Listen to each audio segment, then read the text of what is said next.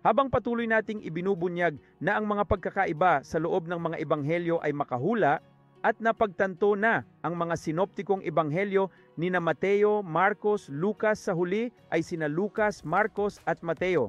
At napagtanto na si Lucas ay para sa pre-trib na nobya ni Kristo, si Mark ay sa natutulog na mundo ng simbahan na magiging bahagi ng dakilang karamihan ng pagdagit sa Apokalipsis 7, at na si Mateo ay post-trib sa pagbabalik ng Panginoon mga paa pababa. Tingnan ito.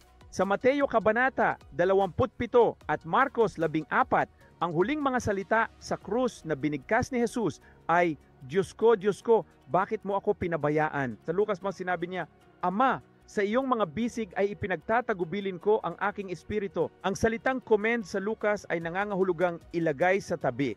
Ang salitang pinabayaan sa Marcos at Mateo ay nangangahulugang iniwan.